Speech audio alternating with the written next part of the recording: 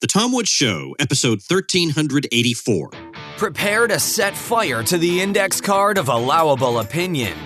Your daily dose of liberty education starts here. The Tom Woods Show. Hey everybody, Bernie Sanders is running for president again, but so are many other Bernie Sanders wannabes. Best way to respond to their terrible, civilization-destroying ideas is through my free ebook, Bernie Sanders is Wrong. Pick it up at bernieiswrong.com. Hi everybody, Tom Woods here. Anthony Samaroff is back with us today. Anthony is co-host of the Scottish Liberty podcast, and he's also the author of Universal Basic Income, For and Against. I'll link to that on the show notes page. And today we're going to be talking about Andrew Yang, and in particular an interview he did with Ben Shapiro. Andrew Yang, of course, is running for president on the Democratic Party ticket in 2020.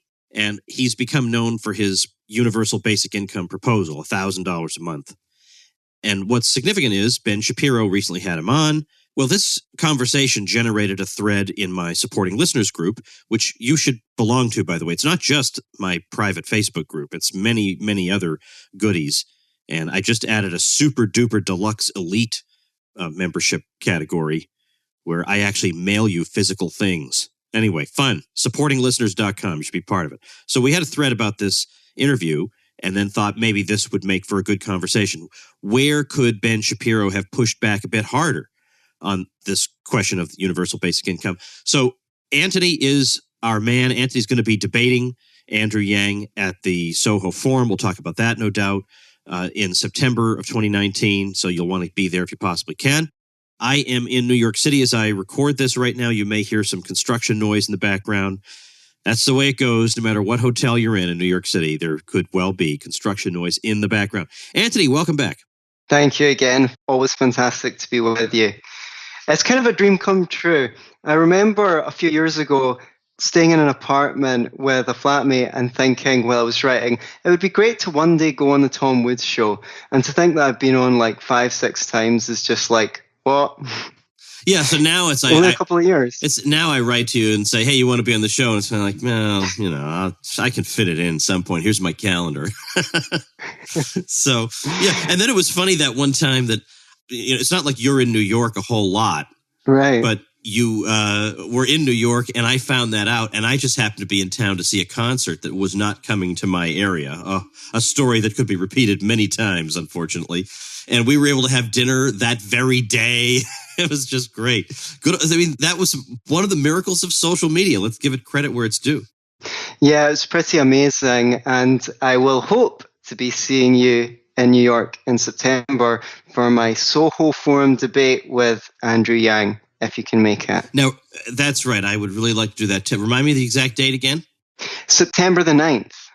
Okay, so thesohoforum.org is where you should go to reserve tickets. And in fact, folks, as they did with Gene Epstein's debate on socialism versus capitalism, they are reserving a larger venue this time. So that's because they anticipate with the Yang name a big turnout. And of course, it's going to be a big turnout of his supporters. So we need Anthony Samaroff supporters. We need good libertarians going to that event. So go to thesohoforum.org. Now, that does mean when it's in a larger venue, that does mean there's no free drink when you say Tom Woods to Gene Epstein. That's the usual deal. You go to one of these debates, you say Tom Woods, you get a free drink. Not this time, but that's just a good incentive to go to yet another Soho Forum event. All right, let's turn to the subject of our conversation today, which is Andrew Yang. And in particular, he did an interview recently with Ben Shapiro, who was, he pushed back a bit, but was very polite. And it was so funny to see the Twitterverse so shocked at this. I mean, these people, I'm not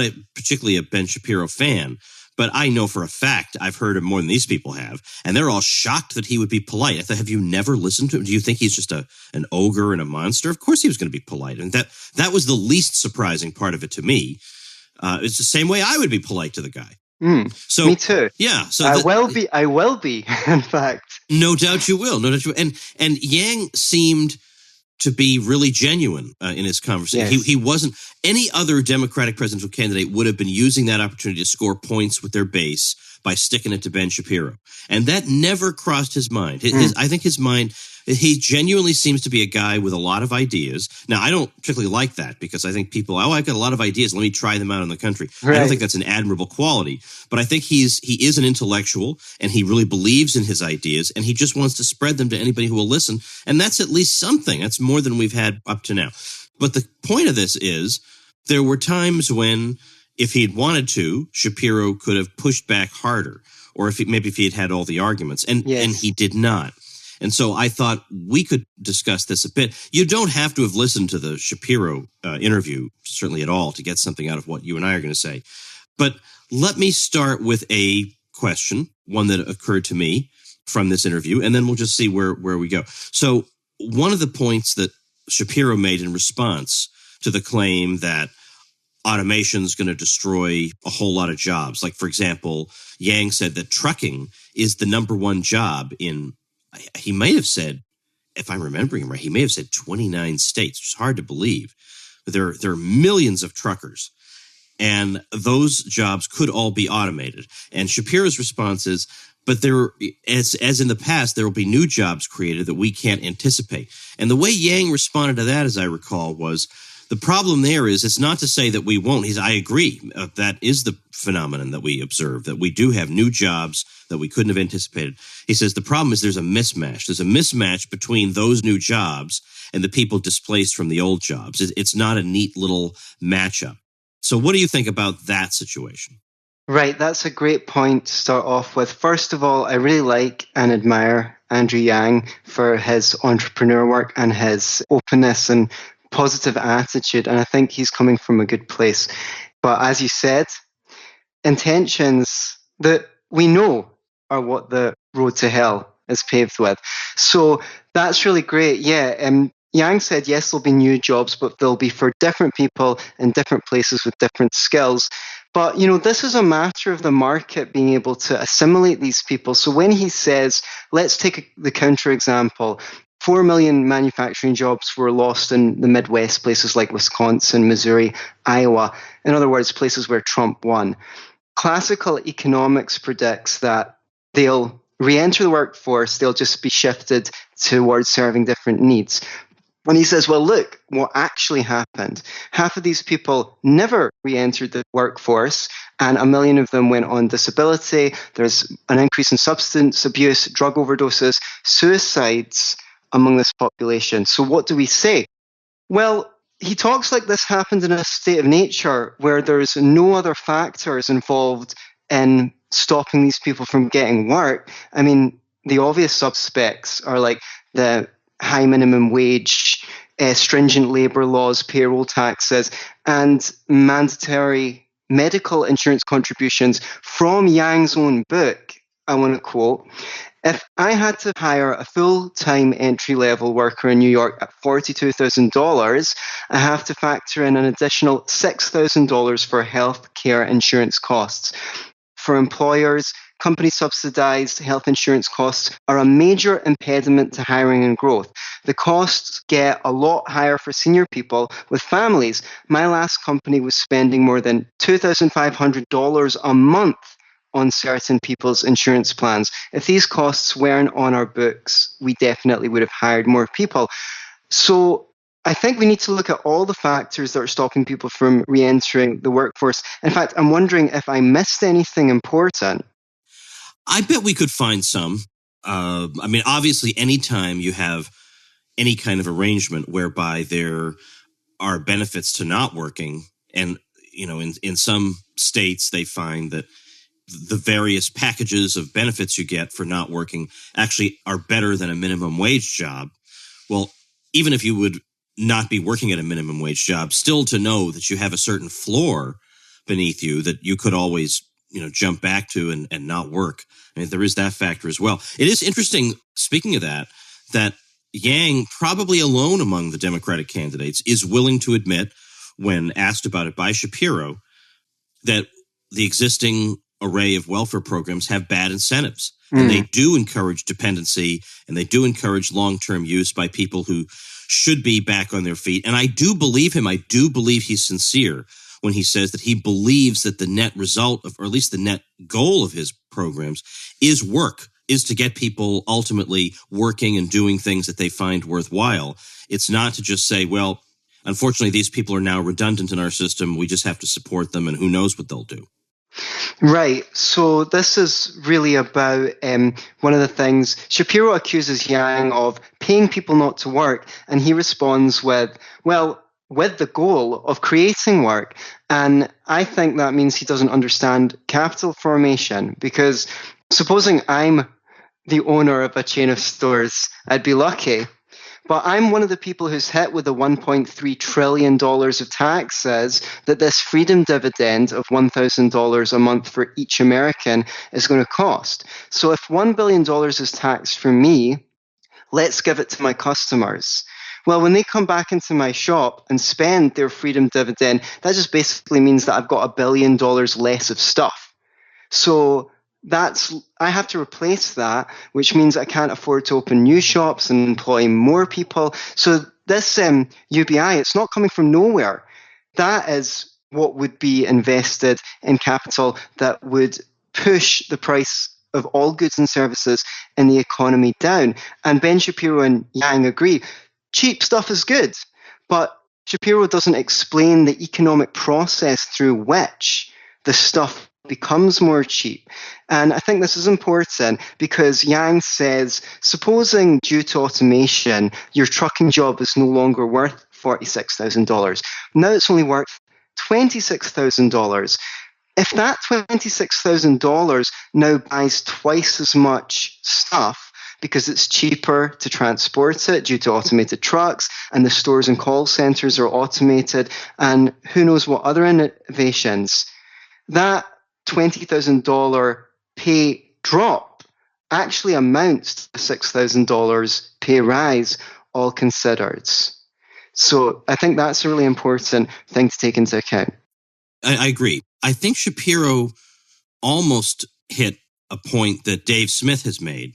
And the way Shapiro hit it was to say a lot of people who are chronically poor, and by the way, this is the kind of objection Yang would not have gotten on a progressive show. So it's good that he was on with Shapiro. So a lot of people who are chronically poor, I mean, let's just be blunt. They make poor decisions with their money. It is not that the world just keeps treating them badly year after year. I mean, that happens to some people, but a lot of it is just plain mismanagement, or, I mean, for crying out loud, you can't pick up another skill even in this world. Come on. Right. So, I mean, let's not treat them like children. So his point is, if they make bad decisions with the money they have now, they could well make bad decisions with the $1,000 you're giving them. They could use it to buy more video games, which is one of the points that Yang makes, that a lot of times when people are idle, and this is why we want to get them not being idle, they fall into really self-destructive patterns. So why wouldn't they do that with the money? Don't you? And what Dave Smith was saying was, which is a similar point, what happens when these people blow the $1,000 and they're still in the position they were before? Does the UBI then become $2,000? And then when they blow that, does it become $3,000? And I don't think he's got a really good answer for that. Yeah, and it is kind of public choice theory. Every government will have the incentive to increase the UBI.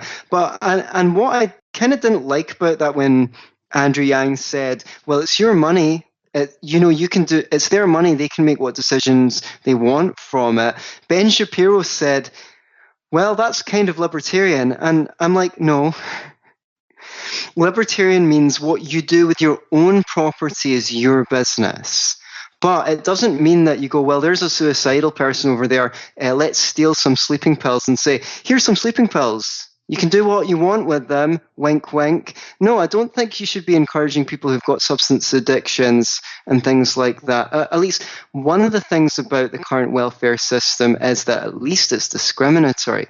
To some degree, I wish that we had a society and, our friends on the left, as Walter Block likes to call them, would really hate this. But where you have to present yourself to a body that is organic and is funded by donations and has to choose whether you're a good person to give that money to or not. Because they need to look at what your needs are as a human being. Do you need drug counseling? Do you need therapy? Do they need to specify what you need to spend it on and demonstrate that you're making progress? Because it's not cruel. What's cruel is to allow people to destroy themselves. It's what's cruel is to waste resources when there's so much need for those resources. And you're just not going to get that with the government by default making this payment to everyone, because they've not got the information. It's too diffuse. Now, what about? Let me raise a question that did not come up in the Shapiro-Yang debate, but still is one that's on people's minds. They'll say it's one thing to say that in the Industrial Revolution we started to see mechanization of various kinds, and that we all know this was a net benefit, and nobody would want to live in a pre-industrial society. Everybody more or less concedes that. But they say it's the old "this time it's different" argument. And now the fact that they've said "this time it's different" over and over and over again, makes it kind of like crying wolf. But no, this time we really mean it. And part of the reason is it's twofold. One, now the robots can do think work. It's not just brawn, but now they can do work that touches even the white-collar worker. And secondly, it's that we can at least conceive of a situation in which robots get to be better at absolutely everything. Absolutely everything they're better. Then it's hard to see how any of this works out in our favor. So how do you address that? Okay, this is going to be a bit of a grandstand. Gene Epstein contacted me to tell me that the burden of proof should be on Yang to demonstrate that this time is different, because you can't prove a negative. We can't prove that this time it's not different. So I think we can look at the economics of automation and see what is the likely trajectory, because nothing's likely to change overnight. It might have a cascading effect, but these technologies are going to have to be adopted and rolled out. The purpose of work is the satisfaction of human wants and needs. And the basic economic problem says human wants are unlimited, resources are finite. If that's not true, it's approximately true. They're almost infinite. You can almost always think of things being slightly better. But in the short term, what I'm seeing is we're still being told that classroom sizes are too large and they're getting bigger, and that hospital waiting lists are longer than ever and getting longer, and the forests have ravaged and need restoring, and elderly people are languishing alone in their homes, desperate for care and company, and single mothers need to work 3 jobs and can't get childcare. So we still cook our own meals. We still cut our own grass. We iron our own clothes. And I'd love someone to help me clean up my room, as Jordan Peterson would have me do, pick up my shopping for me. So, Rothbard obviously had this example of, if as soon as you imagine it, a cola appears in your mouth, then you live in a post-scarcity society.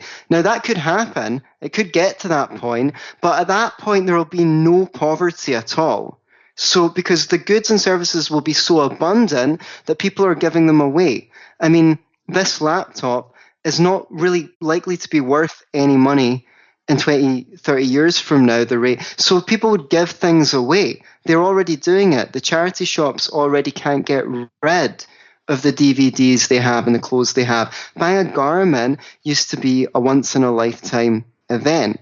So that's the long term, if this vision is true. It's just you buy a robot to work for you and you get paid for it. Or the capitalists are giving away everything in the warehouse because they can't sell it. They're giving away the robots that made the stuff because there's no demand for the stuff. So that's just the end point of a hyper-abundant society. But what about in the short term? Because as Keynes informed us, in the long term, we're all dead. Well, I'd just like to follow Jack the Trucker.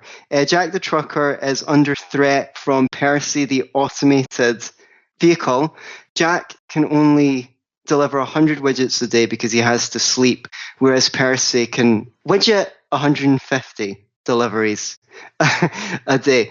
So, well, Jack might lose his job, but the price of widgets is coming down because of the reduction in labor costs. In fact, I think Andrew Yang offers a figure putting it at a staggering 168 billion per year. could be saved by the automation of trucking.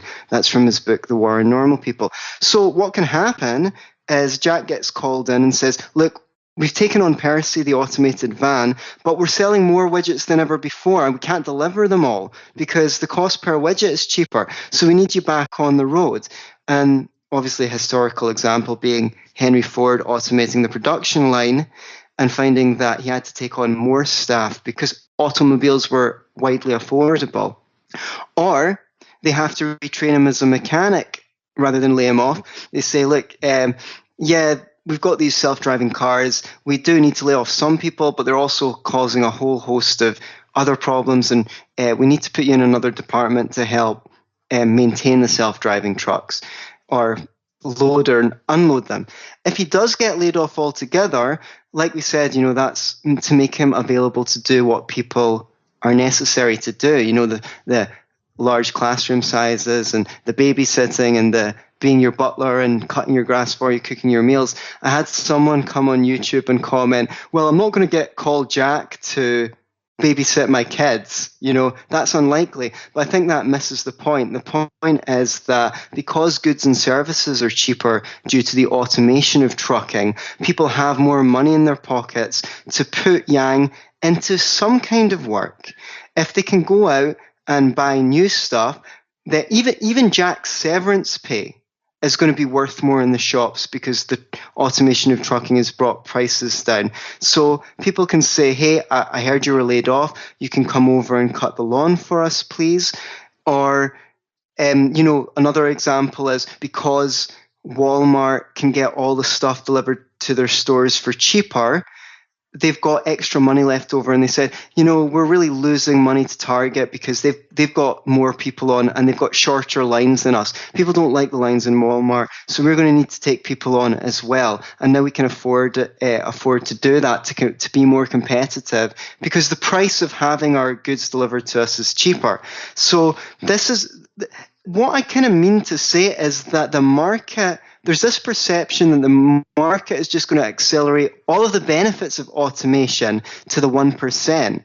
But the market has a way of distributing those benefits because it brings the price of goods and services down, which is why everyone now lives a better life than, materially at least, than the King of France did a few hundred years ago.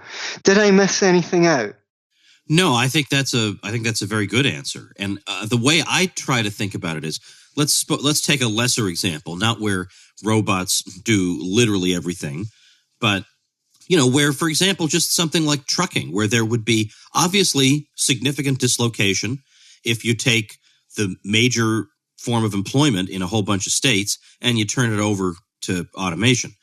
Let's just take that.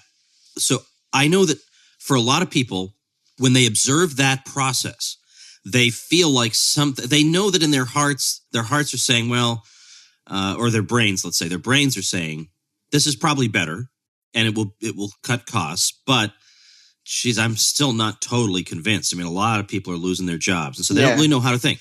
But now suppose instead of trucking went from being operated by an individual human being to being automated, suppose instead we traveled to another planet where what we found was, we were trying to decide, is this new planet inhabitable by human beings?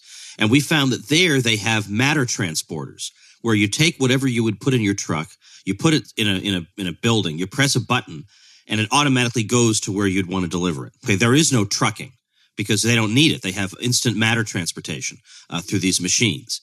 Now, would we look at that and say, well, this planet is not fit for human habitation because because what would the truckers do in this society? Right. We would say, oh my gosh, this is the most amazing thing we've ever seen. We better move here as quickly as possible. So it's funny that our perspective on it would change instantly.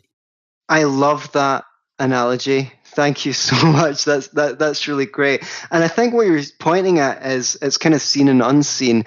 Jack losing his job is conspicuous, but the fall in prices is inconspicuous, especially if the Federal Reserve, or here the Bank of England, is printing money, which causes inflation and camouflages the drop in the prices of goods. Right. And, which they might have to do in order to produce a universal basic income at that price of, I think it was $1.3 a year. That's a lot of printing money, and that really well camouflaged the benefits.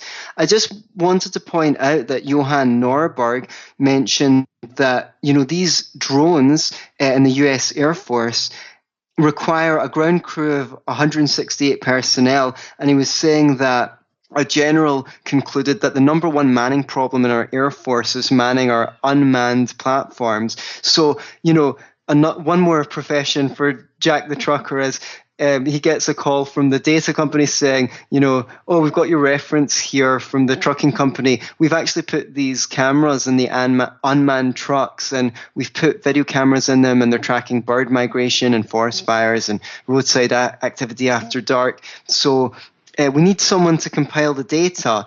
A single drone collects enough video for 20 people to work around the clock to analyze it.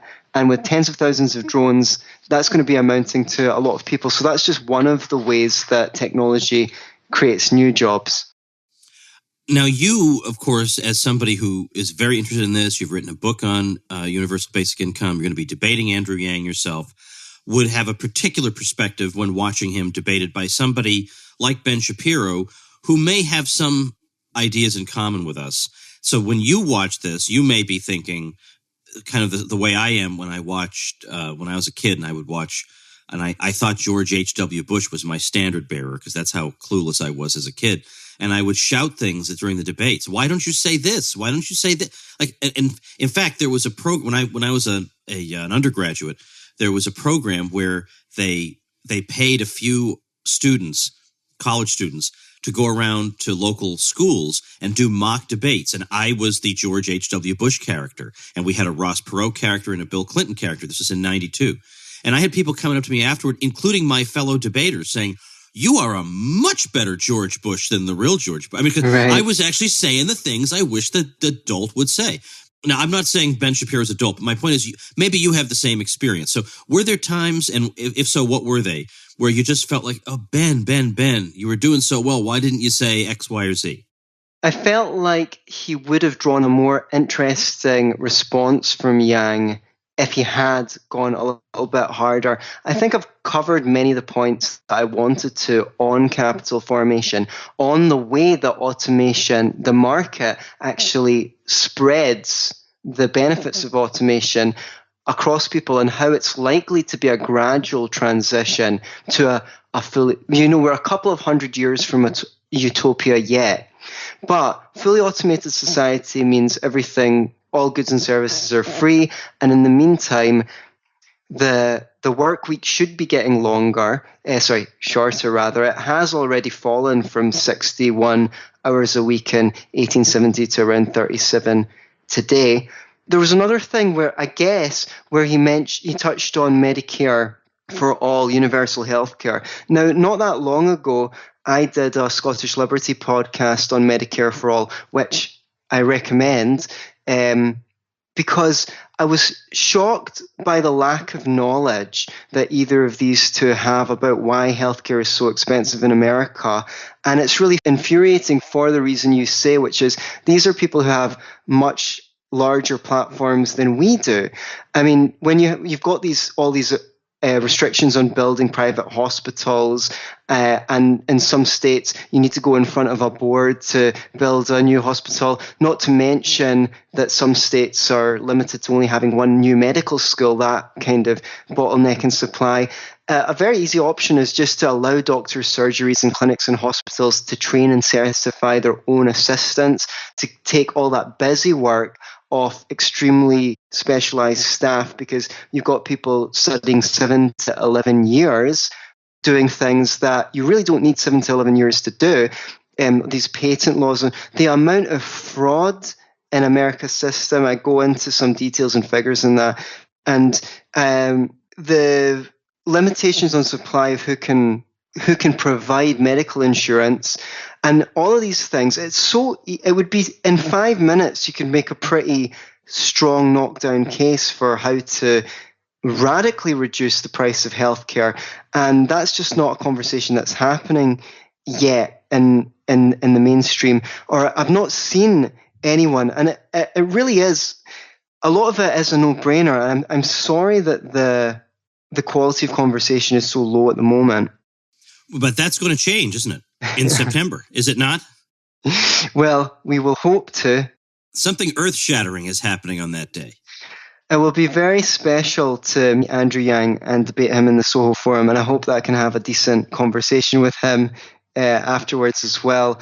He seems like an open person, and I hope that we'll have a cordial exchange of ideas. Tell us very briefly about your book on this subject and how people can get it. Yes, Universal Basic Income For and Against. It's just available on paperback now, and it's got tons of good new stuff in it. So please go on Amazon and get a copy. I released it through Rational Rise Press, which is a new libertarian-ish publisher. So if anyone out there is into writing, you can get in touch with me, and I'll put you in touch if you want to put your book out. I'll post you to who to go to.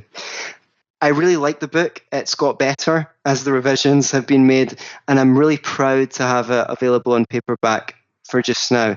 So what's the website? Oh, you can get the paperback from Amazon now. Universal Basic Income For and Against. Okay, so that's what we'll do, and I'll link to it at tomwoods.com/1384 so people can easily grab it that way. Well, thanks, Anthony, for this conversation. Best of luck in September. Thank you. Look forward to seeing some of you there.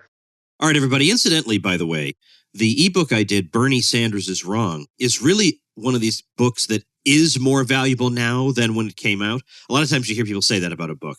This book is more important now than when it was first released.